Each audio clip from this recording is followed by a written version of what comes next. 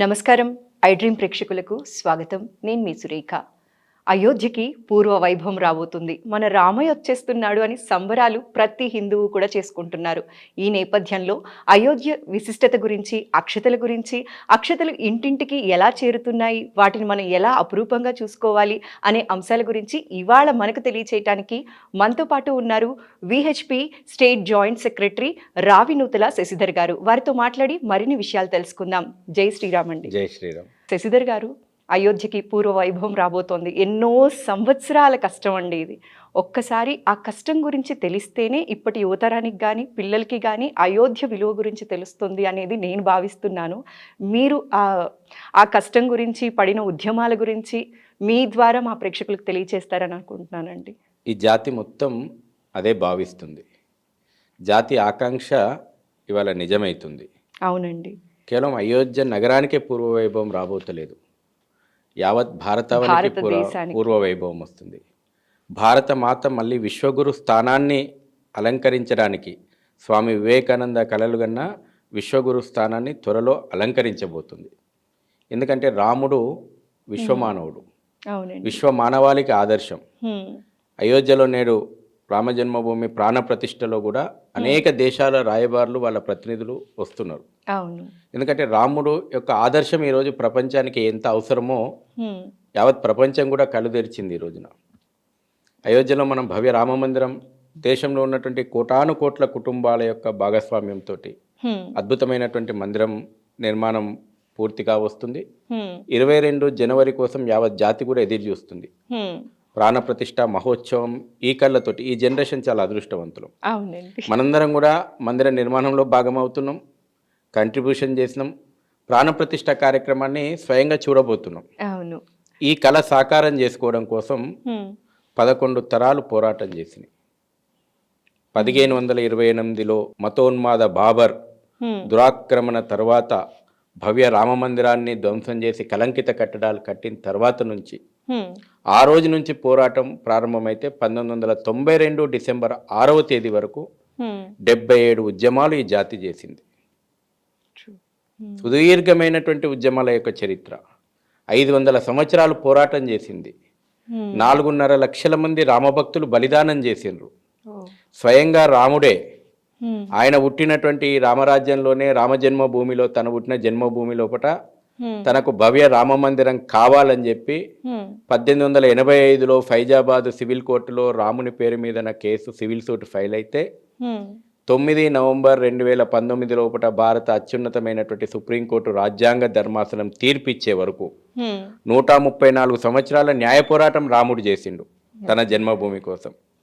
ఇన్ని త్యాగాలు, ఇంత పోరాటాలు కేవలం ఒక మందిరం కోసం జరగలేదు. ఇవాళ రామ మందిరం లేనటువంటి గ్రామం ఈ దేశంలో ఉండదు. కనీసం పూరి ఆదివాసీ లాంటి ఒక గ్రామాల లోపల వాళ్ళకు ఆలయం కట్టుకోలేని స్తోమత ఉంటే శ్రీరామ నవమి రోజున కనీసం మట్టి విగ్రహాలకైనా రాముని కళ్యాణం చేసుకుంటారు. రామునితోటి అంత అవినాభావమైనటువంటి సంబంధం ఈ జాతికి ఉంది. రామునికి అదనంగా ఒక కడుతున్నటువంటి ఒక గుడి కాదు ఇవాళ అయోధ్యలో. ఇది దేశం యొక్క స్వాభిమాన మందిరం. ఇది అయోధ్యలో నేడు మనం నిర్మించుకున్నది భారత స్వాభిమాన మందిరం, భారత ప్రేరణాదాయకమైనటువంటి మందిరం, భారత స్ఫూర్తి కేంద్రం అది. అందుకే రాబోయే చరిత్ర అయోధ్యలో భవ్య రామ మందిరానికంటే ముందు చరిత్ర, భవ్య రామ మందిర నిర్మాణం తర్వాత చరిత్ర ఈ దేశం లోపల సువర్ణ అక్షరాలతోటి లిఖించబోతున్నాం. దానికి ప్రత్యక్ష సాక్షులుగా మనం నిలవబోతున్నాం. ఎంత చక్కగా చెప్పారండి. ఇన్ని ఉద్యమాలు చేశారు, ఇంతమంది పోరాడారు అన్న విషయం కూడా అతి తక్కువ మందికి మాత్రమే తెలుసు. అయితే ఇవాళ ఈ వీడియో ద్వారా మా ప్రేక్షకులకి ఆ విషయాన్ని సవివరంగా తెలియచేశారు. అయితే శశిధర్ గారు, దీని మీద కమెంట్స్ పాస్ ఆన్ చేస్తున్న వాళ్ళు కూడా ఉన్నారండి. ఇంతమంది ఇంత వేడుకగా సెలబ్రేట్ చేసుకుంటున్నప్పటికీ కూడా అసలు ఎందుకు ఇంత అట్టహాసాలు, ఆడంబరాలు? దాని బదులు ఒక విద్యా సంస్థనో ఇలా పెట్టకూడదా? ఎక్కడైనా రాముడే కదా, ఎందుకు అంత డబ్బుల్ని వెచ్చిచ్చేశారు, వేస్ట్ చేశారని మాట్లాడే వాళ్ళు కూడా కొందరు ఉన్నారండి. వాళ్ళకి మీరు ఇచ్చే సమాధానం అండి? ఈ దేశంలో ఇంకా బాబర్ మూలాలు, అక్బర్ మూలాలు, ఔరంగజేబ్ మూలాలు, అలెగ్జాండర్ మూలాలు, ఇటలీ కొత్తగా వచ్చి చేరినటువంటి ఇటలీ మూలాలు ఉన్నాయి. అటువంటి కుహానా సెక్యులర్ వాదులు తమదేమో నష్టపోతున్నామని మాట్లాడుతున్నారు ఇవాళ. జాతి ఆకాంక్ష, రామ మందిరం కోసం ఈ జాతి స్పందించింది. మందిర నిర్మాణం కోసం ఏం ప్రభుత్వం డబ్బులు ఇస్తలేదు. ట్రస్ట్ ఒక పిలుపునిస్తే ఈ దేశంలో ఉన్నటువంటి 17.5 కోట్ల కుటుంబాలు, వ్యక్తులు కాదు, 17.5 కోట్ల కుటుంబాలు భాగస్వామ్యమైనవి. పూరి గుడిసె నుంచి మొదలు పెట్టుకుంటే రాష్ట్రపతి భవన్ వరకు తమ మర్యాద పురుషోత్తముని మందిరానికి, ధర్మానికి నిలువెత్తు నిదర్శనమైనటువంటి ఒక రాముని యొక్క మందిర నిర్మాణానికి మా భాగస్వామ్యం ఉండాలని పరితపించిండ్రు, కంట్రిబ్యూషన్ చేసిండ్రు. వాళ్ళందరి సమర్పణతోటి వల్ల మందిర నిర్మాణం అవుతుంది. చాలామందికి ఇవాళ ఇటువంటి ప్రశ్నలకు సమాధానాలు చెప్పాల్సిన అవసరం లేదు. అయినా మీరు అడిగింది కాబట్టి చెప్తున్నా నేను. ఈ దేశం లోపల temple economy, Hindu festival economy ఈ దేశ ఆర్థిక రంగానికి ఒక వెన్నుముక. ఇది అర్థం కావాలనుకుంటే వాళ్ళ ఎన్ని దేవాలయాలు ఎంతమందికి అన్నం పెడుతున్నాయో, దేవాలయాలు ఎంతమందికి ఆశ్రయం కలిగిస్తున్నాయో, ఎన్ని కోట్లాది కుటుంబాలకు జీవనోపాధి కలిగిస్తున్నాయో ఒకసారి వాళ్ళను తెలుసుకోమని చెప్తున్నాను. ఈ దేశంలో ఉన్నటువంటి ప్రధాన నగరాలన్నీ దేవాలయాల కేంద్రంగానే నగరాలుగా తీర్చిదిద్దబడ్డాయి. ఈరోజు మన దగ్గరనే చూస్తున్నాం. భద్రాచలం, రాముడు లేకపోతే భద్రాచలం ఎక్కడుంది? తిరుపతి లేకపోతే వెంకటేశ్వర స్వామి లేకపోతే తిరుపతి నగరం ఎట్లుంది? కాశీ విశ్వనాథుడు లేకపోతే కాశీ నగరం ఎక్కడుంది? అయోధ్య రాముడు రాబోయే రోజుల్లోపట ఎంతమందికి ఉపాధి కలిగిస్తాడు? ఎంతమంది దేశం లోపట సంవత్సరానికి 20 కోట్ల మంది సందర్శిస్తారనేటువంటిది ఒక రిపోర్ట్ వచ్చింది. 10 లక్షల కోట్ల రూపాయల టర్నోవరు, దాని చుట్టూ దేవాలయం చుట్టూ ఉండేటువంటి వ్యవస్థల ద్వారా లక్షలాది మంది ప్రజలకు ఉపాధి కలిగిస్తారు. ఈరోజు నేను ఇంకోటి చెప్పదలుచుకుంది ఏంటంటే, చెప్పండి. ఈ రోజున రామ మందిరాన్ని విమర్శిస్తున్నటువంటి వాళ్ళు ఈ దేశంలో రాముని ఆదర్శం ఉండకూడదు, తుకుడే గ్యాంగులు ఈ దేశంని విభజించాలనేటువంటి మానసిక దృక్పథం ఉన్నటువంటి వాళ్ళు రాముని ఆదర్శం వద్దనుకుంటున్నారు. ఇవాళ నేను అదే చెప్పినాను. యుగ యుగాలుగా ఈ రాముని ఆదర్శాన్ని జాతి స్వీకరించింది. కుట్రపూరితంగా 800 సంవత్సరాలు మొఘళ్ళ దాడులు, ఇస్లామిక్ మతోన్మాద దాడులు, 200 సంవత్సరాలు బ్రిటిషర్ల పాలన, చర్చి డైరెక్షన్ లోపట ఈ దేశానికి మనం స్వాతంత్రం వచ్చిందని చెప్పుకుంటున్నాం. స్వాతంత్రం వచ్చిన నాటి నుంచి ఈ కుహానా సెక్యులరిజం ముసిగేసుకొని ఈ యొక్క సాంస్కృతిక మూలాలను దెబ్బతీయాలా, భారతీయ సనాతనమైనటువంటి ధర్మం మీద చేయని కుట్ర లేదు. అందుకే మీరు చూడండి, మొఘలు దాడులు చేయగానే ఫస్ట్ ఎక్కడ దాడులు చేశారు? దేవాలయాలను ధ్వంసం చేసి స్టార్ట్ చేసిండు. అంటే మన యొక్క మనిషికి గుండె ఎట్లనో ఒక గ్రామానికి కానీ ఒక పట్టణానికి కానీ ఈ దేశానికి మన ఆధ్యాత్మిక స్ఫూర్తి కేంద్రాలు, స్వాభిమాన కేంద్రాలు ఈ మందిరాలు. ఇక్కడ నుంచి జాతి స్ఫూర్తి పొందుతుంది. యుగ యుగాలుగా స్ఫూర్తి పొందింది. ఈ రోజున రాముని దేశం నుంచి దూరం చేయాలని అనుకున్నారు. ఎందుకు దూరం చేయాలనుకున్నారంటే ఈ గొప్పదైనటువంటి సంస్కృతిని మీద పన్నినటువంటి కుట్ర. ఏం జరిగింది రాముని దూరం చేస్తే అంటే చెప్తా నేను. చెప్పండి. రాముడు ఈ దేశానికి ఆదర్శంగా నిలిచినన్ని రోజులు ఈ దేశంలో వృద్ధాశ్రమాలు లేవు. రాముడు ఈ దేశానికి ఆదర్శంగా పాఠాలు చెప్పిన రోజులు ఈ దేశంలో ఒకటి అనాథాశ్రమాలు లేవు. రాముని ఆదర్శం ఈ దేశానికి బోధించినన్ని రోజులు ఈ దేశం లోపల ఆలు మొగళ్ళ మధ్యన విడాకులు లేవు. రాముని ఆదర్శం ఈ దేశానికి బోధించినన్ని రోజులు అన్నదమ్ముల మధ్యన ఆస్తి తగాదాలు లేవు. తెల్లారితే పట్టాభిషేకం, తండ్రి మాట జవదాటకుండా రాజ్యాన్ని వదిలి కూడా అడవులకు వెళ్ళిండు నా రాముడు. తండ్రి మాటకంత విలువిచ్చిండు. ఇవాళ ఆస్తుల కోసం తన సొంత తల్లిదండ్రులనే చంపుతున్నటువంటి సంఘటనలు మనం చూస్తున్నాం. అనేక మంది రాజులు మన యొక్క రామరాజ్యం మాకు ఆదర్శం, రాముని ఆదర్శంగా తీసుకొని మేము పరిపాలన చేస్తున్నామని గొప్పగా చెప్పుకున్నారు. రామరాజ్యం ఉన్న రోజున అవినీతికి తావు లేదు. సుపరిపాలన, సమృద్ధికరమైనటువంటి పాలన, సమగ్రమైనటువంటి అభివృద్ధి రామరాజ్యం చూసింది. ఈ రోజు కూడా రామరాజ్యం ఆదర్శం అని మనం చెప్పుకుంటున్నాం. ప్రభుత్వ పాలన లోపట అట్టడుగు ప్రజల యొక్క భాగస్వామ్యం ఎట్లుండాలి. ఇవాళ మనం డెమోక్రసీ ప్రజాస్వామ్యం అని అంటున్నాం. రాముడు ప్రజాస్వామ్యం ఎట్లుండాలనో చూపెట్టిండు. సామాన్యమైనటువంటి ప్రజల యొక్క నాడిని గమనించి రాజు యొక్క విధానాలు ఎట్లుండాలి, ప్రభుత్వ పథకాలు ఎట్లుండాలి, ప్రభుత్వం తీసుకునేటువంటి నిర్ణయాల్లో సాధారణ ప్రజల్ని ఎట్లా భాగస్వామ్యం చేయాలి. ఒక మనిషి అన్న మాట కదా రాముడు కఠినమైనటువంటి నిర్ణయాలు తీసుకున్నాడు. కాబట్టి ఈ రోజున ప్రజాస్వామ్యం ఎట్లుండాలి, ప్రజాస్వామిక పాలన ఎట్లుండాలి, రాముడు ఆదర్శం. ఈ రాముని ఆదర్శాన్ని మనకు తెలియకుండా చేసి కుట్రపూరితంగా దొంగల చరిత్రలు మనం చదువుకున్నాం. ఇవాళ రాముని చరిత్ర చదువుకుంటే మనం మతోన్మాదులం అన్నాం. అవును, ఇవాళ రాముని పాఠ్యాంశం పిల్లలకు చెప్పుండి అంటే అది మతతత్వ విద్య అన్నారు. కృష్ణుని పాఠం పిల్లలకు చెప్పుండి అంటే మతతత్వ విద్య అన్నారు. ఏ పాఠాలు చెప్పినా మనం దారి దోపిడీ దొంగలు. ఒక ఔరంగజేబు పాఠం, ఒక అక్బర్ పాఠం, ఒక అలెగ్జాండర్ పాఠం, ఒక బాబర్ పాఠం. దారి దోపిడీ దొంగలు ఈ దేశం మీద, ఈ సంస్కృతి మీద విధ్వంసం పూనుకున్నటువంటి క్రూరుల యొక్క చరిత్రను పిల్లలకు ఆదర్శంగా చెప్పినాం. మళ్ళీ రాముడి ఆదర్శం ఇంటింటిలో నెలకొల్పాల్సిన అవసరం ఉంది. ఇది కేవలం మనకు భారతదేశం కోసమే కాదు, భారత్ నాయకత్వం ఇవాళ ప్రపంచం కోరుకుంటుంది. భారత్ మాత్రమే ప్రపంచ శాంతిని, ప్రపంచ సమృద్ధిని సాధించగలుగుతుంది. యావత్ ప్రపంచం ఇవాళ భారత్ వైపు చూస్తుంది. అందుకే నేను చెప్పిన అయోధ్య రామ మందిరం నిర్మాణం తర్వాత యావత్ ప్రపంచం విశ్వగురు స్థానాన్ని భారత్ అలంకరించబోతుంది. యావత్ ప్రపంచం అదే కాంక్షిస్తుంది, కోరుకుంటుంది. అయితే శశిధర్ గారు, ఈ జనవరి 22వ తారీఖు ఎక్కువ మంది అపోహ నిజమో తెలియదు కానీ ఓన్లీ వివిఐపీస్కి మాత్రమే అక్కడ అలో ఉంది, మిగతా సామాన్య జనులు వెళ్ళటానికి అవకాశం ఉండదేమో, తాకిడి ఎక్కువ ఉంటుందేమో, జనాలు ఎక్కువ మంది వస్తారేమో భక్తులు అని కూడా చాలామంది వెళ్ళటానికి వెనకడుగు వేసేవాళ్ళు కూడా కొందరిని మనం చూస్తూ ఉన్నాం కదా. అలాంటి వాళ్ళకి మీరు ఇచ్చే సమాధానం అండి? ఈ దేశంలో ఉన్నటువంటి 140 కోట్ల మంది ప్రాణప్రతిష్టలో పాల్గొనే అవకాశం ట్రస్ట్ కల్పించింది. మీకు ఆశ్చర్యం కలిగించవచ్చు ఎట్లా అవకాశం కలిగించింది అని. దేశంలో ఉన్నటువంటి మొత్తం ప్రజలు కూడా రామ మందిరం యొక్క ప్రాణప్రతిష్టలో స్వయంగా పాల్గొనేటువంటి అనుభూతిని పొందేలాగా రామ్లలా విగ్రహాన్ని స్పర్శించినటువంటి అక్షతలు 5 నవంబర్ రోజున పూజించబడి ప్రతి రాష్ట్రానికి కూడా చేరవేయడం జరిగింది. స్వయంగా తెలంగాణ ప్రజల పక్షాన నేనే ఆ పూజలో పాల్గొని తెలంగాణ ప్రాంతానికి తీసుకొచ్చినాం. జనవరి 1 నుంచి 15 వరకు ప్రతి గ్రామానికి, ప్రతి ఇంటికి అక్షత యొక్క వితరణ జరుగుతూ ఉంది.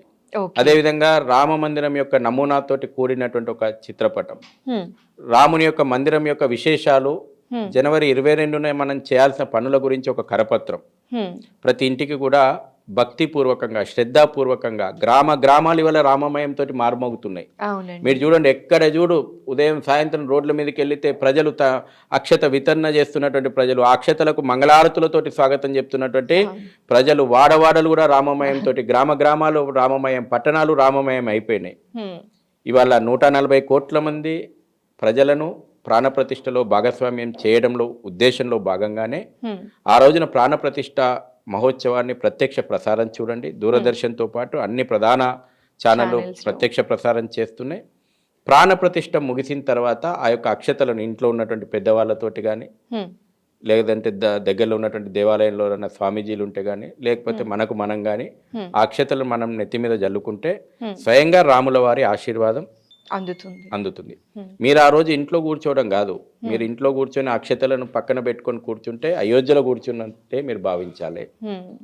ఆ రకంగా దేశంలో ఉన్నటువంటి ప్రతి కుటుంబాన్ని ఈ యొక్క ప్రాణప్రతిష్టలో భాగస్వామ్యం చేసింది. ఇవాళ ప్రజలు చూస్తున్నాం మనం ఏ రకంగా తన్మయం చెందుతున్నారు. 2, అక్కడ ఆ రోజున ప్రాణప్రతిష్ఠ రోజున ప్రత్యక్షంగా 7,000 మందికి ఆహ్వానాలు అందినాయి. అవునండి, మీరు అనొచ్చు 7,000 మందికి ఆహ్వానం అంటే అక్కడ ఉన్నటువంటి అండర్ కన్స్ట్రక్షన్ ఇంకా నడుస్తుంది. మొదటి ఫ్లోర్ మాత్రమే పూర్తయింది. 3 అంతస్తుల దేవాలయం, గర్భగుడి ప్రాణప్రతిష్ఠ జరుగుతుంది. ప్రధానమంత్రి గారు, అదేవిధంగా ఆర్ఎస్ఎస్ చీఫ్ పరంపూజ్య మోహన్ జీ భాగవత్ గారు, ఉత్తరప్రదేశ్ ముఖ్యమంత్రి గారు ఆ యొక్క ప్రాణప్రతిష్ఠ కార్యక్రమంలో ముందుండి ఆ కార్యక్రమాలు నిర్వహిస్తారు. దేశంలో ఉన్నటువంటి అన్ని సాంప్రదాయాలకు సంబంధించినటువంటి 4,000 మంది మఠాధిపతులు, పీఠాధిపతులు, స్వామీజీలను ఆహ్వానం పలికినాం. తర్వాత దేశంలో అన్ని రంగాలలో ఈ దేశానికి విశిష్టమైనటువంటి సేవలు అందించినటువంటి ప్రముఖులు, అది శాస్త్ర సాంకేతిక రంగము, విద్యారంగము, వైద్య రంగము, క్రీడారంగము, అన్ని కళారంగము, అన్ని రంగాలకు సంబంధించినటువంటి ఈ దేశానికి విశిష్ట సేవలు అందించి భారతరత్నలు కానీ, పద్మభూషణ్లు కానీ, పద్మవిభూషణ్లు కానీ, రకరకాలైనటువంటి వారి సేవలకు ప్రభుత్వం ద్వారా గుర్తింపు వచ్చినటువంటి వాళ్ళని 2,000 మందిని ఆహ్వానించినాం. 1,000 మంది మాత్రం అయోధ్య ఉద్యమంలో దఫల వారీగా జరిగినటువంటి అయోధ్య ఉద్యమంలో దిశను నిర్దేశించినటువంటి ఆ తరం వ్యక్తులు, అనేక త్యాగాలు చేసినటువంటి పెద్దలు, వాళ్ళను ఒక 1,000 మందిని ఆహ్వానించడం. అక్కడ ఉన్నటువంటి ప్లేస్ పర్మిట్ చేస్తుంది కేవలం 7,000 మందికి మాత్రమే. హ్మ్.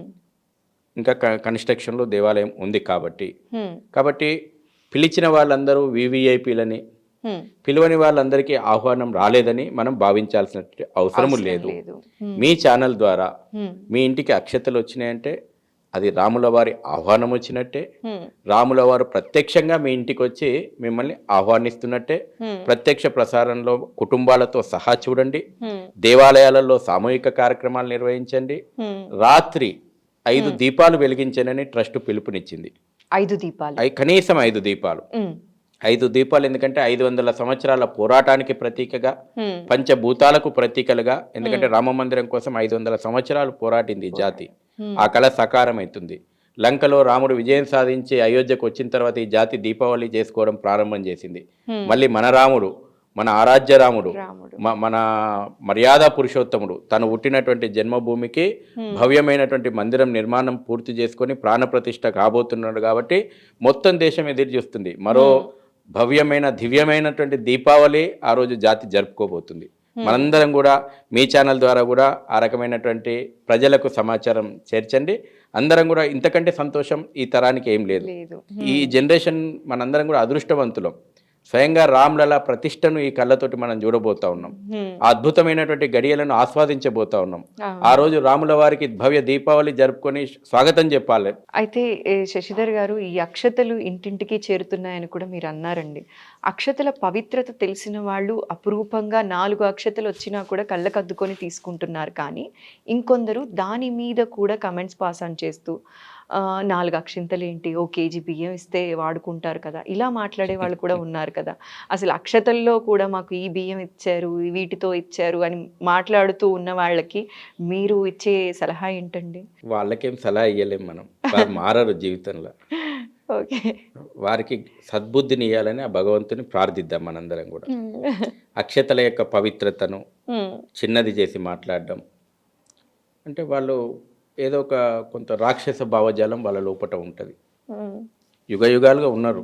రాముని కాలం నుంచి కూడా అటువంటి మానసిక దౌర్భాగ్యం ఉన్నది మనుషుల లోపట. మనం అందరం చేసేది వాళ్ళకు మంచి బుద్ధిని ప్రసాదించమని భగవంతుని ప్రార్థించడమే.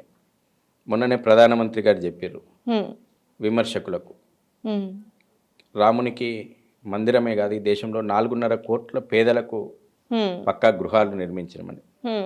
మీరు అన్నారు ఇప్పుడు కేజీ బియ్యం అని.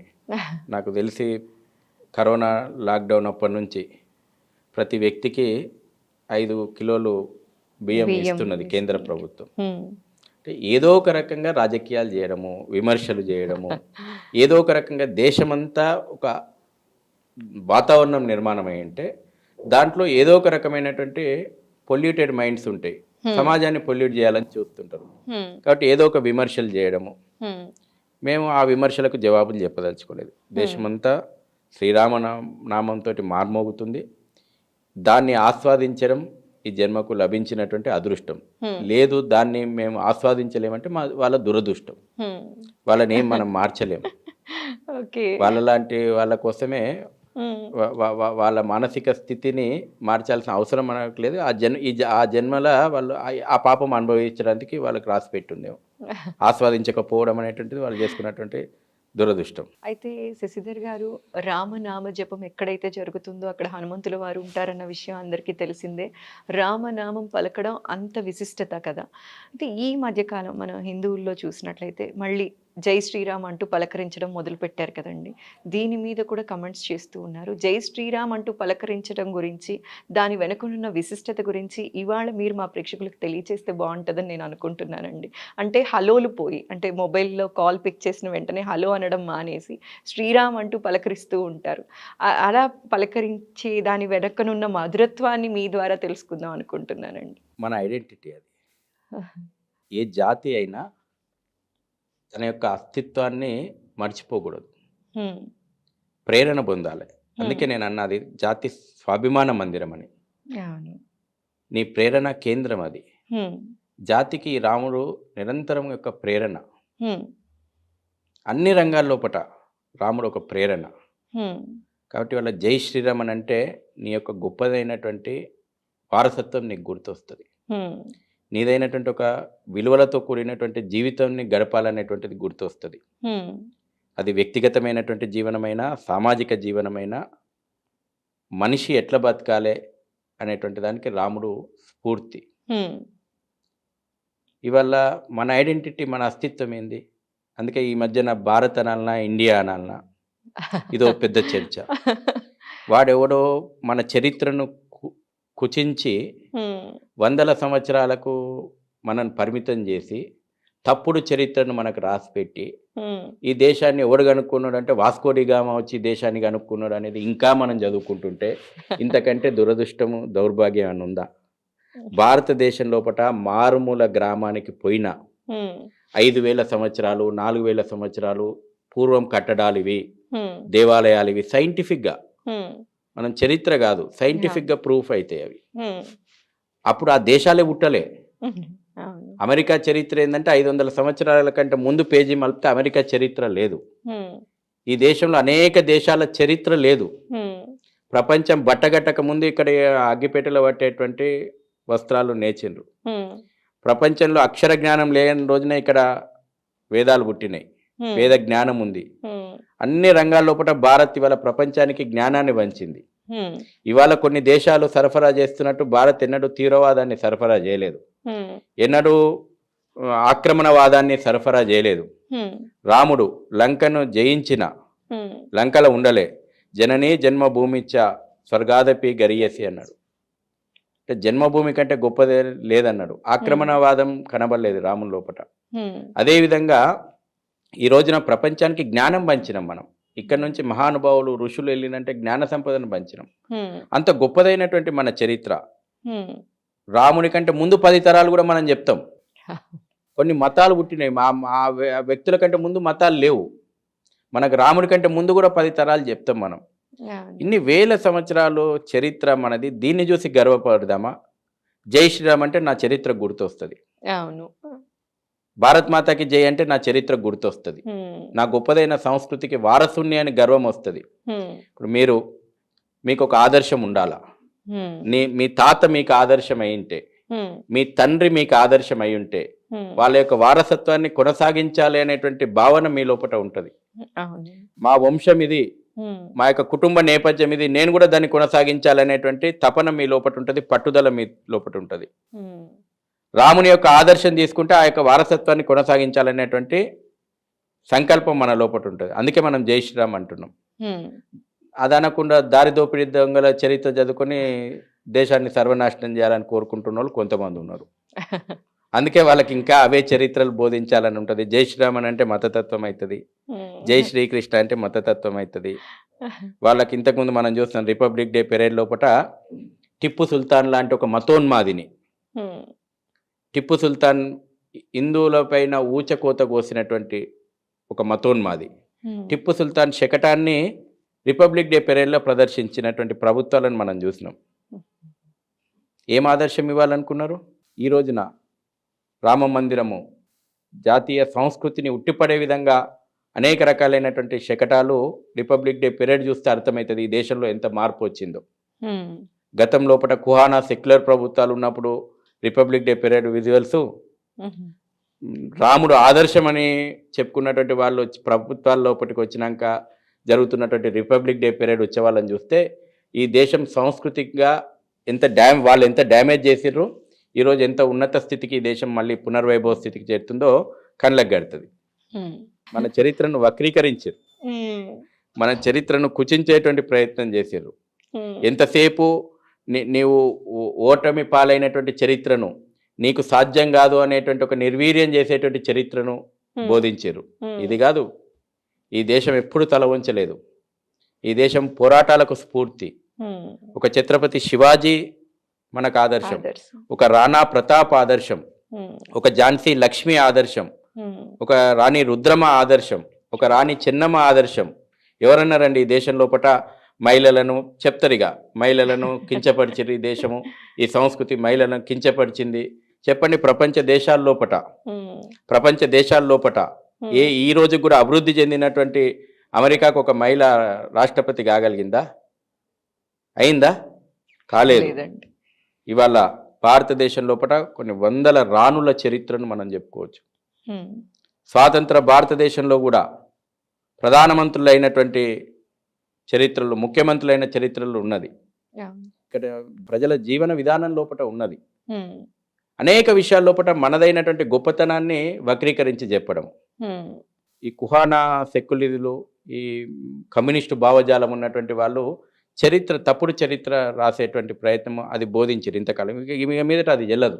హ్మ్. జై శ్రీరామ్, జై శ్రీరామ. జై శ్రీరామే జై చెల్తది. శ్రీరామ్. జై శ్రీరామ్కు మూలాలేంది, జై శ్రీరామ్ యొక్క స్ఫూర్తి ఏంది, జై శ్రీరామ్ యొక్క ఆదర్శం ఏంది, జై శ్రీరామ్ యొక్క లక్ష్యం ఏంది, జనం మధ్యన ఎజెండా అవుతుంది. హ్మ్. అందుకే జై శ్రీరామ్ అంటారు. ఎంత చక్కగా చెప్పారు శశిధర్ గారు. అయితే ఇంకొక చిన్న డౌట్ అండి. ఇది నేను ఎప్పుడు ఎవరైనా మీలాగా ఆధ్యాత్మికంగా మాట్లాడినప్పుడు నేను ఫస్ట్ అడిగే క్వెషన్, రాముడి గురించి మాట్లాడినప్పుడు అడిగే క్వెషన్ ఏంటి అంటే, రాముడిని ఆరాధిస్తే కష్టాలొస్తాయి. రాముడి పట్టాభిషేకం ఫోటో అనేది ఇంట్లో ఉండకూడదు అని చెప్పి పక్కన పెట్టేవాళ్ళు ఉన్నారు.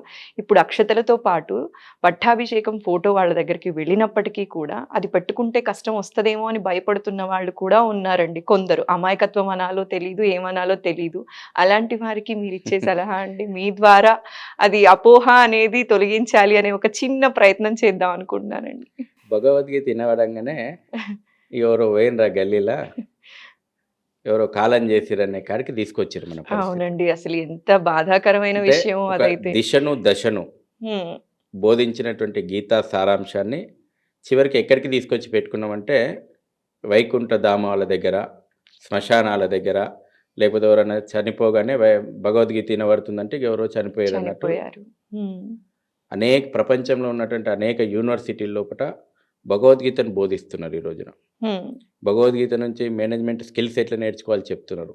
హ్మ్. భగవద్గీత అనేక మంది ప్రపంచంలో కూడా మీరు అన్ని రంగాల లోపల హ్మ్. సక్సెస్ఫుల్ స్టోరీస్ చూడండి. హ్మ్. లాస్ట్కి వచ్చే వరకు వాళ్ళకి ఎక్కడ ప్రేరణ వచ్చిందో చూడండి. వాళ్ళ నోటి నుంచి చెప్పింది ఒకే ఒక సమాధానం భగవద్గీత. భగవద్గీత. వాళ్ళ ప్రపంచాన్ని ఏలుతున్నటువంటి రంగాల్లో ప్రముఖ వ్యక్తులను తీసుకోండి, వాళ్ళు మాకు భగవద్గీత నుంచి ప్రేరణ వచ్చిందని చెప్తారు. హ్మ్. రామాయణం అందుకని చెప్పిన కదా, ఈ కుటుంబ వ్యవస్థను, భారతీయ కుటుంబ వ్యవస్థ అనేటువంటిది ఈ సమాజానికి ఒక వెన్నుముక. హ్మ్. ఈ కుటుంబ వ్యవస్థను దెబ్బతీయాలంటే ఏం చేయాలి? రాముని మనకు దూరం చేయాలి అన్ని రంగాల లోపట. విత్ హ్మ్. నేను మీకు సమాచారం చెప్తా. చెప్పండి. కరోనా కష్టకాలం చూస్తున్నాం మనం. అవును. కరోనా కష్టకాలం లోపట అనేక ప్రపంచ దేశాలు కొట్టుమిట్టాడినాయి. హ్మ్. అభివృద్ధి చెందినటువంటి దేశాలు కూడా హ్మ్. సూపర్ మార్కెట్లు తెరవగానే దోపిడీ జరిగింది. హ్మ్. 140 కోట్ల జనాభా ఉన్నటువంటి భారతదేశం లోపల ఒక్క సంఘటన చూపెడతారా? ఇక్కడ దోపిడీ జరిగింది, ఇక్కడ సరుకులు ఎత్తుకపోయినరు. హ్మ్. అమెరికాలో మీరు చూడండి, సూపర్ మార్కెట్లు లూటీలు అయినాయి. భారతదేశం పరితపించింది. హ్మ్. ఒక్క వ్యక్తి కూడా ఆకలితోటి ఉండకూడదు. హ్మ్. 2 గంటలు రిలాక్సేషన్ ఇస్తే 2 గంటల్లో తన కుటుంబం కడుపు నింపుకోవడంతో పాటు వీధిలో ఉన్న ఒక నిరుపేదకు కడుపు నింపేటువంటి గొప్పదైనటువంటి కల్చర్ మనది. హ్మ్. కేవలం మనుషుల గురించి ఆలోచన చేయలేదు. వీధి కుక్కలు కూడా ఏం తింటున్నాయో పాపం అని ఆలోచన చేసి ఇంత అన్నం పెట్టినటువంటి సమాజం భారతీయ సమాజం. హ్మ్. ఎక్కడి నుంచి వచ్చింది ఈ ప్రేమ? ఎక్కడి నుంచి వచ్చింది ఈ అనురాగం? ఎక్కడి నుంచి వచ్చింది ఈ ఔదార్యం? రాముని ఆదర్శం నుంచి. కుటుంబాల వ్యవస్థను చిన్నాభిన్నం చేయాలనేటువంటి కుట్రలో భాగంగా ఇవాళ ఆ రకమైనటువంటి కుట్రలు చిన్న చిన్న విషయాలు ఇవాళ మనం కార్టూన్ షోలు చూస్తాం. హ్మ్. చాలామందికి మీ ఛానల్ ద్వారా చెప్పాలి, తల్లిదండ్రులు గమనించండి ఆ కార్టూన్ షోల ద్వారా ఏం చూపెడుతున్నారు. ఏదో పిల్లలు టైం పాస్ కార్టూన్ షోలు చూస్తున్నారు కదా అనుకుంటారు. దాని లోపటి నుంచి కూడా విషం వెలగక్తాను. దాని లోపటి నుంచి కూడా పిల్లల మైండ్ను పొల్యూట్ చేసేటువంటి కుట్రలు జరుగుతూ ఉన్నాయి. హ్మ్. సినిమా రంగం నుంచి ఆ రకమైనటువంటి ప్రయత్నాలు జరుగుతూ ఉన్నాయి. అంటే ప్రజలు తొందరగా దేనికి అడిక్ట్ అవుతారో ఒక రకంగా మన యొక్క కల్చర్ను, మన యొక్క కుటుంబ వ్యవస్థను దెబ్బతీసేటువంటి ఒక పెద్ద కుట్రలు దీని వెనకాల దాగున్నాయి. హ్మ్. ఈరోజు ఉమ్మడి కుటుంబాలు చూస్తున్నాం. ఆ కుట్రలో భాగమై వాళ్ళ ఉమ్మడి కుటుంబాలు లేకుండా అయిపోయినాయి. ఈ దేశంలో నేను ఇంతకుముందు చెప్పిన మన భారతదేశంలో అసలు ఉండకూడనివి 2 అనాథాశ్రమాలు ఉండకూడదు, వృద్ధాశ్రమాలు ఉండకూడదు. హ్మ్. వాటి సంఖ్య పెరిగిపోతూ ఉంది. హ్మ్. రాముని ఫోటో ఇంట్లో నుంచి తీసేసిన వాడు తల్లిదండ్రులను కూడా ఇంట్లో నుంచి తీసుకుపోయి వృద్ధాశ్రమాలలో చేరుస్తున్నాడు. హ్మ్. ఇదే జరుగుతుంది. రాముని ఫోటో ఇంట్లో ఉన్నటువంటి రోజున రాముని ఆదర్శం ఇంట్లో ఉంటుంది. ఇవాళ అక్షతలు మేము ఇంటింటికి ఇస్తున్నాం. హ్మ్. అవి కేవలం అక్షతలు కాదు, రామయ్య కేవలం అనుకున్న ఆశీర్వాదం కోసం అక్షతలు కాదు, ఉమ్, దాని వెనకాల ఒక మెసేజ్ ఉంది. ఉమ్, ఈ దేశం లోపట ఇవాళ అయోధ్యలో రామ మందిరం లోపట విగ్రహం ప్రాణప్రతిష్ఠ అవుతలేదు, ఉమ్, భారతీయ ఆత్మ పునఃప్రతిష్టాపన జరుగుతూ ఉంది. ఈ అక్షత రూపంలో మేము ఇంటింటికి పోయి తిరిగేటప్పుడు చెప్తున్నాం, కేవలం మందిరంలో ప్రాణప్రతిష్ఠ కావడమే కాదు, మీ హృదయంలో రాముడు ప్రాణప్రతిష్ఠ కావాలి, మళ్ళీ మీ కుటుంబం లోపట రాముని ఆదర్శం ప్రాణప్రతిష్ఠ కావాలి. అందుకే ఈ అక్షతలు ఆశీర్వదించడానికి అయోధ్య నుంచి రాముల వారు పంపిర్రు. ఉమ్, రేపు ఆ ఆదర్శాన్ని తీసుకోండి, ఆ సంకల్పాన్ని తీసుకోండి. అది వ్యక్తి జీవితం లోపట, కుటుంబ జీవితం లోపట, సామాజిక జీవితం లోపట ఆ ఆదర్శాలను మళ్ళీ మనం పునఃప్రతిష్టాపన చేసుకోవాలి. ఉమ్, అదే ఇప్పుడు ఎన్ని వేల కోట్లు సంపాదించడం అనేటువంటిది కాదు, ఎన్ని వేల కోట్ల ఉన్నా తృప్తి ఉండదు. మీరు ఒక కుటుంబం లోపట, ఒక ఉమ్మడి కుటుంబంలో ఉండండి, ఎన్ని వేల కోట్లు ఇచ్చినా ఆ తృప్తి దొరకదు. ఉమ్, కాబట్టి ఆ రకమైనటువంటి ఆదర్శం ప్రతి ఇంట్లో తీసుకోవాలి. ఉమ్, అందుకోసం ఆ అక్షతలు ఇంటికి వస్తున్నాయి, కేవలం ఒక మిమ్మల్ని ఆశీర్వదించడానికి కాదు. మళ్ళీ రాముని యొక్క ఆదర్శం వ్యక్తి హృదయం లోపల ప్రాణప్రతిష్ఠ కావాలి, రాముని ఆదర్శం కుటుంబం లోపల మళ్ళీ పునఃస్థాపితం కావాలి. ఇది లక్ష్యం. అయితే శశిధర్ గారు ఇందాక మీరు మాట్లాడినప్పుడు ఒక మాట అన్నారండి, గొప్ప గొప్ప వాళ్ళందరికీ ఆదర్శాన్ని కలిగించింది భగవద్గీత, రామాయణం ఇలాంటి గ్రంథాలు అని. అయితే ఈ గ్రంథాలు గ్రంథాలుగానే మిగిలిపోయాయి. కనీసం ఇంట్లో భగవద్గీత ఉంది అంటే ఉంది అన్నట్టే ఉంది, కానీ పిల్లలకి దాంట్లో ఉన్న ఆంతర్యాన్ని, భగవద్గీత విశిష్టత గురించి, రామాయణ విశిష్టత గురించి చెప్పే విధానం, వాళ్ళ దాకా కన్వే చేసే విధానంలో పేరెంట్స్ ఏమన్నా విఫలమైపోతున్నారు అంటారండి? తప్పకుండా ఎంతవరకు అవసరం ఉంది పిల్లలకి అది నేర్పించడంలో? తప్పకుండా విఫలమైందంటారు. రాముని తీర్చిదిద్దింది ఒక తల్లి. ముఖ్యంగా ఈ బాధ్యత అమ్మల మీద ఉంది. మీరు ఏ ఇంటర్నేషనల్ స్కూల్లో చదివించినము, ఎంత ఫీజులు కట్టి చదివించినము, ఇది మీరు లెక్కలేసుకుంటున్నారు. ఎంత సంస్కారం ఇచ్చిండ్రో మీరు ఎన్నడైనా ఆలోచన చేసిండ్రా? నీకు నీ కొడుకు ఎన్ని కోట్ల ఆస్తులు సంపాదించిండో, ఎంత ధనవంతుడు కావాలనో అని, ఎంత ఉన్నత స్థానం కావాలనో అని కలలు కంటున్నావు, కానీ రేపు ఎంత ఆదర్శవంతంగా జీవించాలనేటువంటి కళ ప్రతి తల్లిదండ్రికి ఉండాలి. ముఖ్యంగా తల్లుల మీద ఆ బాధ్యత ఎక్కువ ఉంది. రాముని వ్యక్తిత్వం గురించి ఇంత గొప్పగా చెప్పుకుంటున్నాం మనం. రాముని తీర్చిదిద్దింది ఒక తల్లి. ఇవాళ బడి, గుడి, ఒడి 3 మనిషి సంస్కార కేంద్రాలు. తల్లి ఒడి టీవీ సీరియళ్లకు బందీ అయిపోయింది. వాస్తవము, టీవీ సీరియళ్ల లోపట బందీ అయిపోయింది తల్లి ఒడి. తల్లి ఒడి సంస్కారం ఇస్తలేదు. ఉమ్మడి కుటుంబాలు ఉన్నప్పుడు మీరు గమనించండి, నాయనమ్మనో అమ్మమ్మనో సహజంగానే ఇది మంచి, ఇది చెడు, ఇది తప్పు, ఇది ఒప్పు, ఇది చెయ్యాలి అని జీవిత పాఠాలు, మోరల్ వాల్యూస్ నేర్పేది. ఒక కథ చెప్పి లాస్ట్ లో నీతి చెప్పి నేర్పేది. ఈ రోజు నా పరిస్థితి లేదు. ఎందుకంటే విడిపోయిన కుటుంబాలు తల్లిదండ్రులను తీసుకొని బతుకుండగా తీసుకుపోయి వృద్ధాశ్రమాలు వేస్తున్నాం. చిన్నపిల్లాడు చూస్తున్నాడు, అచ్చా వీడు కూడా పెద్దగైనాక అట్లనే చేస్తాడు అన్నట్టు. వాడి పని చూస్తున్నాడు. మా నాన్నమ్మను, మా తాతను తీసుకుపోయి వృద్ధాశ్రమంలో వేసిండు. వానికి ఏం నేర్పుతున్నావు? పెద్దగైనాక మిమ్మల్ని కూడా గట్లనే వేయాలని నేర్పుతున్నావు. అది కాదు, నీ తల్లిదండ్రులను ఎంత ప్రేమగా చూస్తే నీ పిల్లల్ని అంత ప్రేమగా చూస్తారనేటువంటిది మనం నేర్పాలి. బడి లోపట దౌర్భాగ్యం, స్వాతంత్రం వచ్చి 75 సంవత్సరాలు అవుతున్నా ఇంకా మనదైనటువంటి మోరల్ వాల్యూ బేస్డ్ ఎడ్యుకేషన్ లేదు. ఇప్పుడిప్పుడే కేంద్ర ప్రభుత్వం, నరేంద్ర మోడీ గారి ప్రభుత్వం ఆ సంస్కరణను తెస్తుంది. అవి తెస్తే అది మత విద్య అవుతుంది. కుహానావాదులు వ్యతిరేకిస్తున్నారు, విద్యా కాషాయీకరణ చేస్తున్నారు.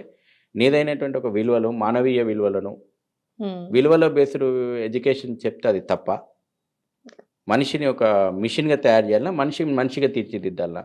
మనిషిని మనిషిగానే తీర్చిదిద్దాలి. స్వామి వివేకానంద అన్నాడు, కేవలం పుస్తకాలు బట్టి పట్టడం కాదు చదువు అంటే, జీవన విలువలను నేర్చుకోవడం విద్య అని. ఎందుకు చెప్పిండు? విలువలతో కూడినటువంటి వ్యక్తులు తీర్చిదిద్దబడాలి, అది ఎడ్యుకేషన్. సో ఈ మధ్యన ఆ ప్రయత్నం కూడా జరుగుతూ ఉంది. గుడి, ఒడి గురించి చెప్పిన, బడి గురించి చెప్పిన. గుడి ఒకప్పుడు గుడి నీకు ఒక ఆయువు పట్టు. అందుకే ఇవాళ స్వాభిమాన మందిరం ఎందుకన్నా అంటే, దేశానికి స్వాభిమాన మందిరం రాబోయే రోజుల్లోపట అయోధ్య అవుతుంది. గుడి దేవాలయాల వ్యవస్థ నిర్వీర్యం అయిపోయింది కుట్రల కారణంగా. 800 సంవత్సరాలు మొఘలుడు ధ్వంసం చేసుకొని, దోపిడీలు చేసుకొని వెళ్ళిపోయిండు. 200 సంవత్సరాలు బ్రిటిషోడు చట్టాల పేరు మీద నిర్వీర్యం చేసిండు. ఇప్పుడు కూడా ఈ కుహానా సెక్యులర్ ప్రభుత్వాలు, చర్చి వాళ్ళ చేతిలో ఉండదు, మజీదు వాళ్ళ చేతిలో ఉండదు, దేవాలయాన్ని మాత్రం వాళ్ళ చేతిలో పెట్టుకొని ప్రభుత్వాలు ఏలుతున్నాయి, పేరుకు సెక్యులర్ ప్రభుత్వాలు. ఇక మీకు ఒక భక్తుడు పోతే పార్కింగ్ దగ్గర టికెట్ కొనాలా, గంట కొడుతుందుకే టికెట్ లేదు ఇప్పుడు. కొబ్బరికాయ కొట్టాలంటే టికెట్ కొనాలి, హారతి కావాలంటే టికెట్ కొట్టాలి, అర్చన కావాలంటే టికెట్ కొనాలి, ప్రసాదం కావాలంటే ఒక కమర్షియల్ సెంటర్గా మనం ఇవాళ దేవాలయాన్ని మార్చినాం.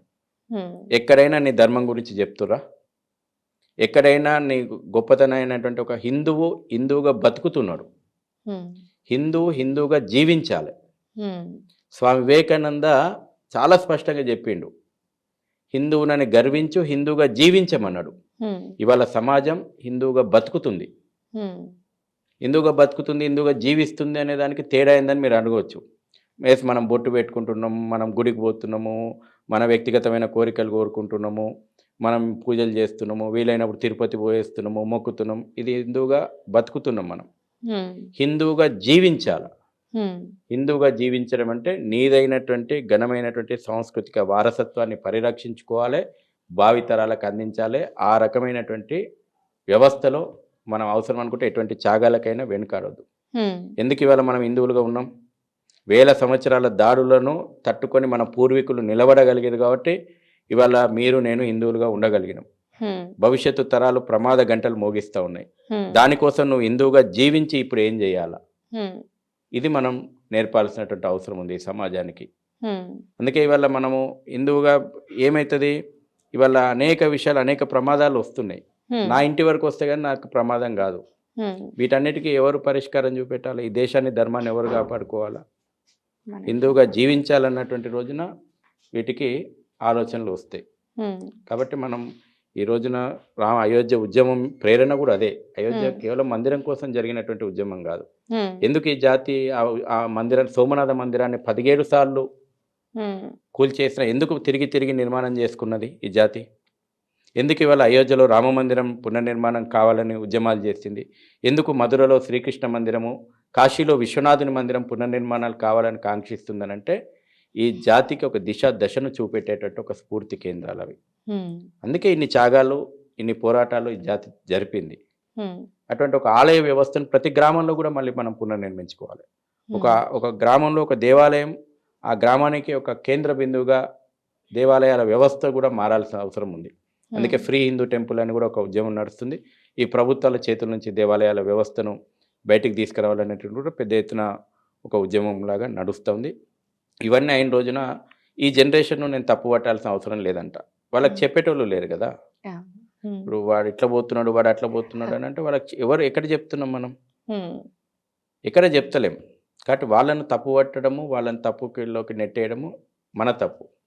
అందుకే తల్లి ప్రధానమైనటువంటి ఈ దేశ సాంస్కృతిక వారసత్వం యుగ యుగాలుగా రక్షించబడుతుంది, భావితరాలకు అందియబడుతున్నదంటే ఒక ఛత్రపతి శివాజీని తీర్చిదిద్దిన, ఒక రాముణ్ణి తీర్చిదిద్దిన తల్లి ప్రధానమైనటువంటి పాత్ర పోషించింది. మీ ఛానల్ ద్వారా చేతులు జోడించి అయోధ్య రామ మందిరం నిర్మాణం అవుతున్నటువంటి ఈ శుభవేళ అందరి తల్లులకు నేను ఇదే విజ్ఞప్తి చేస్తూ ఉన్నాను. మీ పిల్లలను ఒక రామునిలాగా, ఒక ఛత్రపతి శివాజీ లాగా, ఆడపిల్ల అయితే ఒక ఝాన్సీ లక్ష్మిలాగా, ఒక రుద్రమదేవి లాగా తీర్చిదిద్దండి. ఇది జాతికి అవసరం. కేవలం మీ కుటుంబాల కోసం, మీకోసమే కాదు, ఈ జాతికి అవసరం. ఎంత చక్కటి మెసేజ్ ఇచ్చారండి. అంటే భాగవతాలు కానీ, రామాయణం కానీ ఇవన్నీ కూడా చెప్పాలి పిల్లలకి. భగవద్గీతలోని ఆంతర్యాన్ని పట్టుకున్నప్పుడే వాళ్ళు అనుకున్నది సాధించగలరు.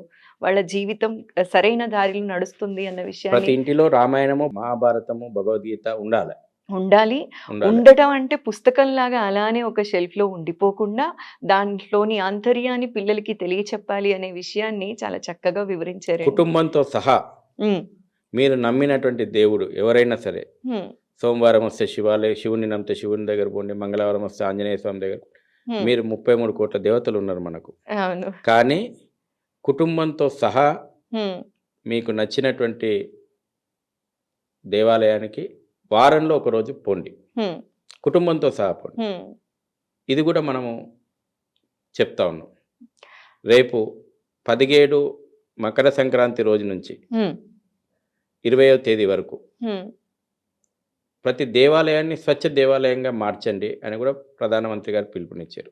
అంటే అవును. మన దేవాలయము ఒక కేంద్ర బిందువు కావాలి. దేవాలయం అంటే కేవలం ఒక, మీరు అంటారు దేవాలయం ఒక పెద్ద స్టడీ అది. దాని మీద పిహెచ్డీలు ఉన్నాయి. అవును. టెంపుల్ ఎన్ని పనులు చేసిందని. దేవాలయం ప్రజలకు ఆరోగ్యాన్ని ఇచ్చింది. దేవాలయం మానసిక ప్రశాంతతనిచ్చింది. దేవాలయం ఒక స్ఫూర్తిగా మిగిలింది. దేవాలయము ప్రజలకు ఇంత వసతినిచ్చింది. దేవాలయం ఇంత అన్నం పెట్టింది. దేవాలయం ఇంత అన్ని సకల కళలను పోషించింది.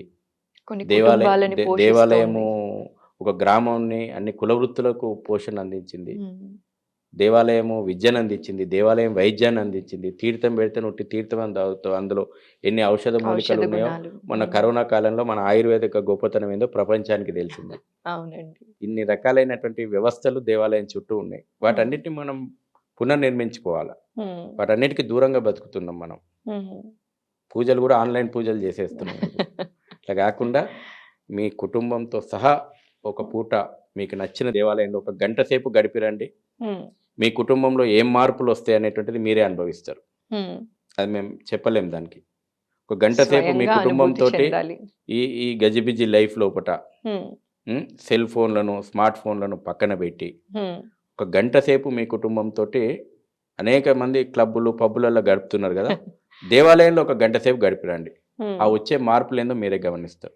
చాలా బాగా చెప్పారండి. అంటే శనివారం, ఆదివారం అయితే బయట ఏ రెస్టారెంట్‌కో వెళ్ళడం, బయట వెళ్ళడం అలవాటైంది. కానీ ఒక గుడికెళ్ళి ప్రశాంతంగా కూర్చుందాం కుటుంబంతో కలిసి అని అనుకునే వాళ్ళు చాలా తక్కువైపోయారు. అలాంటి వాళ్ళకి చాలా చక్కటి ఇన్ఫర్మేషన్ ఇచ్చారండి. తక్కువేం కాలేదు. ఏ దేవాలయం చూసినా ఫుల్ జనాలు ఉన్నాయి. ఒక్కొక్క దేవాలయము మా యాన్యువల్ బడ్జెట్ ఇది అంటున్నారు. ఒక్కో దేవాలయము మాకు ఇన్ని లక్షల కోట్లు డిపాజిట్లు ఉన్నాయి అంటున్నారు. మేము అది దేవాలయ కమిటీలకు కూడా నేను చెప్తున్నా, నీ దేవాలయం దగ్గర ఎన్ని నిధులు ఉన్నాయో, నీ ఎన్ని డిపాజిట్లు ఉన్నాయో ఇది కాదు దేవుడు కోరుకుంటుంది. నీ ఒక దేవాలయం పక్కన ఉన్నటువంటి స్లమ్ను అడాప్ట్ చేసుకో. ఇంకా పేదరికంలో మగ్గుతున్నారు. సింగిల్ టీచర్ స్కూల్ నడుపు, ఒక హెల్త్ సెంటర్ నడుపు. ఇవన్నీ దేవాలయాలు చేసినాయండి. ఇవాళ ఇంత బ్రహ్మాండంగా మేము ఉత్సవాలు చేస్తున్నామని చేయమని దేవుడు ఏం చెప్పలే.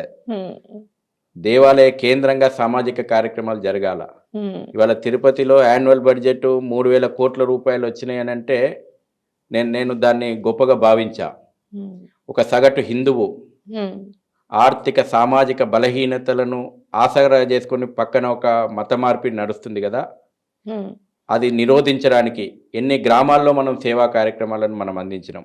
ఒక దేవాలయ కేంద్రంగా ఎంతమంది పేదలకు మనం ఆదుకున్నాం, ఎంతమంది పేదలకు విద్యను అందించినాం, ఎంతమంది పేదలకు వైద్యాన్ని అందించినాం. ఇవి కూడా దేవాలయాలు చేయాలి. గతంలో చేసిన దేవాలయాలు ఈ రోజున జరుగుతుంది. వాళ్ళ మత మార్పిడి తోటి రామయ్య రాబట్టుగా ఎందుకు మారుతున్నాడు? దీనికి ప్రశ్న, దీనికి సమాధానం దేవాలయం నుంచి పరిష్కారం కావాలా. ఇవాళ ఆ రకంగా మనం యాక్టివిటీస్ దేవాలయ కేంద్రంగా నిర్మాణం కావాలా. ఒక దేవాలయం సంవత్సరంలో కనీసం ఒక బస్తీ లోపల బ్రహ్మోత్సవం చేయాలా దేవుణ్ణి, ఒక సామూహిక పూజా కార్యక్రమాలు చేయాలా. మీరు పోండి, వాళ్ళ గ్రామ అక్షతలు పోతున్నాయి కదా, నువ్వు ఎందుకు ఆ సమాజాన్ని మనం విస్మరించి మనం వాళ్ళని అడ్రస్ చేయడం కాదు. ఇవాళ మేము పోతున్నాం, బస్తీలకు పోతుంటే ఒక రోజు ముందు రామయ్య అక్షతలు వస్తున్నాయి అంటే రామునితోటి ఈ జాతికి ఎంత అవినాభావ సంబంధం ఉందో ఒక్కొక్క సంఘటన చూస్తే కళ్ళకు నీళ్ళు వస్తున్నాయి. ఇళ్ళ ముందర ముగ్గేసుకుంటారు, చాంపి జల్లుకుంటారు, తోరణం కట్టుకుంటారు. అంటే ఆర్థిక స్తోమత సహకరించకపోయినా నా రామయ్య అక్షంతలు వస్తున్నాయని ఈ రోజు కూడా ప్రజలకు అవినాభావ సంబంధం ఉంది. దేవాలయం ఎందుకు దూరం జరిగింది అస్లము నుంచి? పెట్టండి, సంవత్సరంలో ఒకరోజు సామూహికమైనటువంటి సత్యనారాయణ వ్రతాలు ఒక పేద బస్తీలో దేవాలయాలు నిర్వహించాలి. అవి బ్రహ్మోత్సవాలు అంట. నేను దేవాలయంలో మేము ఇంత పూల అలంకరణ చేసినాము, ఇంత లైటింగ్ అలంకరణ చేసినాం, చేయండి, సంతోషం. కానీ సమాజంలో కూడా దేవాలయం బాధ్యత కమిటీలు తీసుకోవాలి. ఆ రకంగా మేము కమిటీలకు కూడా విజ్ఞప్తి చేస్తున్నాం. ఇవాళ దేవాలయాల కమిటీలు అన్నిటికి కూడా తప్పకుండా మీ కమిటీలు మీ దగ్గరలో ఉన్నటువంటి సేవా బస్తీ లోపల మీరు సంవత్సరంలో ఒక 2-3 కార్యక్రమాలు నిర్వహించాలి. వాళ్ళందరినీ కూడా మనం సంస్కారం అందించేలాగా దేవాలయం ఏం చేయగలుగుతుందో చేయాలి. మన సమాజాన్ని మత మార్పిళ్లను అడ్డుకునేలాగా తోటి హిందువుకు, తోటి పేద ప్రజలకు మనం ఏం చేయగలుగుతుందో ఏం ఆదుకోగలుగుతుందో కూడా దేవాలయం ఆ రకమైనటువంటి కార్యాచరణ కూడా ప్రతి దేవాలయం ఆలోచన చేయాలి. వాళ్ళకు ఉన్నటువంటి బడ్జెట్లో ఆలోచన చేయాలి. పునర్నిర్మించుకోవాలి. ఎన్ని కొత్త దేవాలయాలు కట్టినా కాదు, శిథిలావస్థలు అనేక దేవాలయాలు ఈ రోజుకు ఉన్నాయి. శిథిలావస్థలో వాటన్నింటిని ఉన్నాయి కూడా చాలా. పునర్నిర్మించుకోవాలి. అది కూడా ఒక ఎజెండాగా, అది కూడా ఒక మూమెంట్గా పోవాల్సినటువంటి అవసరం ఉంది. మనదైనటువంటి ప్రాచీన దేవాలయాలకు పునర్వైభవం తీసుకొని రావాలా. అయోధ్య జనవరి 22వ తారీఖు ప్రాణప్రతిష్ఠ జరిగిన తరువాత శిథిలావస్థలో ఉన్న దేవాలయాలకి కూడా మళ్ళీ పునర్వైభవం రావాలని మనస్ఫూర్తిగా కోరుకుంటున్నానండి. అండ్ ఈ రోజు మీ విలువైన సమయాన్ని మా కోసం కేటాయించి చాలా చక్కటి ఇన్ఫర్మేషన్ మాకు తెలియజేశారండి. జై శ్రీరామ్. జై శ్రీరామ్.